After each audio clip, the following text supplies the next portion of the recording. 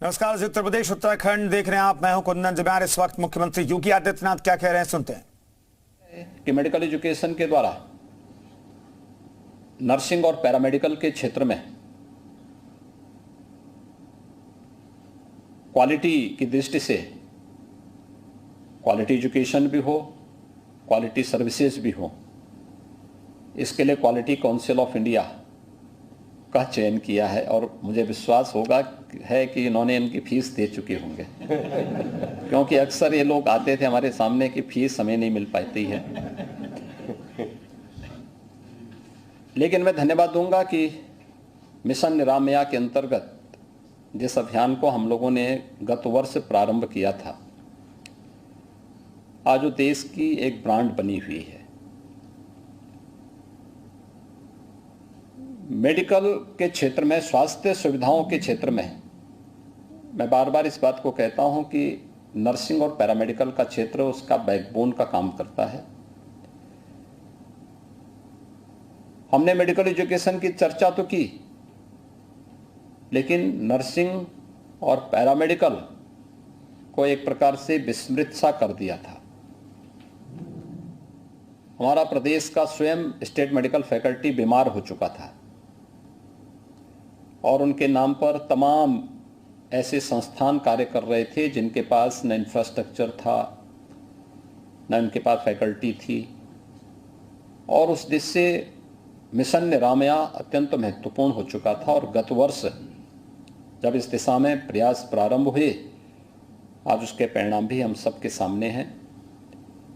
गत वर्ष 18 ऐसे संस्थान जो मेंटर इंस्टीट्यूशन के रूप में अपनी सेवाएं दे सकें और 2 से संस्थानों का मार्गदर्शन करते हुए कार्यक्रम को आगे बढ़ा सकें। आज का समय भाषण का नहीं है।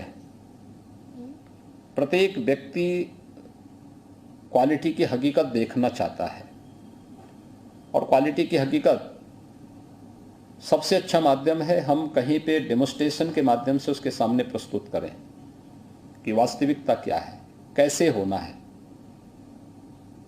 भाषण देने के लिए तो होते हैं, मंचों में बड़े बड़े भाषण दिए जाते हैं। चलने के लिए सड़क नहीं, लेकिन लोग मंगल तक की यात्रा करवा देते हैं। उन स्थितियों में अच्छा है कि हम पहले जमीनी हकीकत को ठीक कर लें। और ये एक जमीनी हकीकत थी कि 12 संस्थान नर्सिंग और पैरामेडिकल के क्षेत्र में उन्होंने जो कार्य किया है वह अन्य संस्थानों को ले जाके दिखाएं और फिर वहां पर उनका भी मार्गदर्शन करें जिससे वे आगे बढ़ सकें। और इसके लिए क्वालिटी काउंसिल ऑफ इंडिया ने प्रदेश भर के सभी नर्सिंग और पैरामेडिकल के संस्थानों को एक रेटिंग उनकी तय की। अब प्रदेश के अंदर नर्सिंग और पैरामेडिकल के क्षेत्र में जो भी हमारे युवा साथी अपने कैरियर को आगे बढ़ाना चाहेंगे, उनके लिए एक अवसर होगा कि इनमें से किसी भी एक संस्थान को चयन करके वे अपने कैरियर को आगे बढ़ाने में इन संस्थानों का सहयोग ले सकते हैं। दूसरा जो महत्वपूर्ण होगा वह ये कि 12 संस्थानों के साथ साथ मेंटर मेंटी संस्थान के जो कार्यक्रम आगे बढ़ रहे हैं, इस अभियान के अंतर्गत 8 नए संस्थानों को आज चयन करके उन्हें भी प्रमाण पत्र दिया जा रहा है कि वे भी इस मिशन निरामया के अभियान के साथ जुड़ करके कार्य करेंगे। आज का अवसर हमारे लिए अत्यंत महत्वपूर्ण है। 25 करोड़ की आबादी के लिए बेहतरीन स्वास्थ्य सुविधा के लिए हमें अच्छे चिकित्सक भी चाहिए, अच्छे नर्सिंग और पैरामेडिकल के स्टाफ भी चाहिए। और इसमें से किसी को भी नज़रअंदाज करके हम हेल्थ क्वालिटी की बात कर ही नहीं सकते। उसको नज़रअंदाज करके हेल्थ क्वालिटी की बात करना अपने आप में बेमानी होगी। लेकिन अब ये एक सकारात्मक दिशा में आगे बढ़ा है। मुझे पूरा विश्वास है कि हम लोग इस दिशा में और भी अच्छे प्रयास को आगे बढ़ा सकेंगे। स्टेट मेडिकल फैकल्टी में भी अब पूरी प्रक्रिया को ऑनलाइन करने की जो कवायद बहुत दिनों से चल रही थी, वो लगभग पूर्णता की ओर बढ़ रहा है।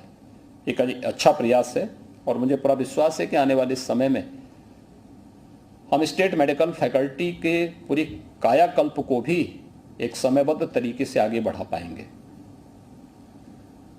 हमारा पूरा फोकस होना चाहिए कि मेडिकल कॉलेज हो या हॉस्पिटल, नर्सिंग कॉलेज हो या पैरामेडिकल का, अगर किसी ने मानक पूरे किए हैं तो बिना भेदभाव के उन्हें समय पे मान्यता मिले, प्रवेश की प्रक्रिया के साथ वे समय पे जुड़े, शासन की सुविधाओं का लाभ उन्हें प्राप्त हो। इस सभी सुविधाएं उन्हें ऑनलाइन और सेल्फ सर्टिफिकेशन के माध्यम से सुविधाएं प्राप्त होनी चाहिए।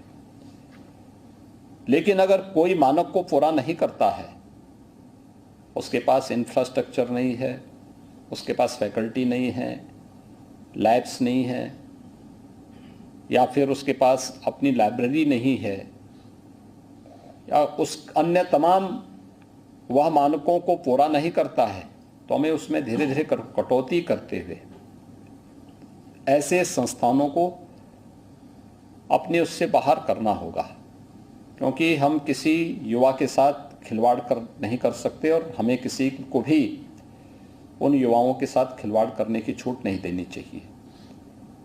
और एक अच्छा प्रयास हुआ है। मुझे पूरा विश्वास है कि मेडिकल एजुकेशन के साथ साथ नर्सिंग, पैरामेडिकल या अन्य क्षेत्रों में भी हम लोग और भी अच्छा प्रदर्शन करते हुए देश के अग्रणी संस्थानों को उत्तर प्रदेश से देने में सफल होंगे। एक बार फिर से आज यहाँ पर पीपीपी मोड पर गत वर्ष हम लोगों ने महाराजगंज और संभल में नए मेडिकल कॉलेज स्थापित करने की प्रक्रिया को आगे बढ़ाया था। आज पीपीपी मोड पर मऊ और शामली में नए मेडिकल कॉलेज स्थापित होने जा रहे हैं। इसके साथ साथ 8 नए मेंटर इंस्टीट्यूशंस को यहाँ पे प्रमाण पत्र भी उपलब्ध कराए गए हैं, जो अन्य संस्थानों के लिए एक मानक का काम करेंगे। इस अवसर पर मैं मेडिकल कॉलेज के लिए MOU यहाँ पर साइन करने वाले संस्थानों को एक बार फिर से बधाई देता हूँ। जिन्होंने मेंटर इंस्टीट्यूशन के रूप में जिन्हें आज यहाँ पर मान्यता दी गई है, वे भी शासन की इस मान्यता के अनुरूप अपने आप को साबित करेंगे। इस विश्वास के साथ मैं आप सबके प्रति अपनी शुभकामनाएं देता हूँ। धन्यवाद। जय हिंद।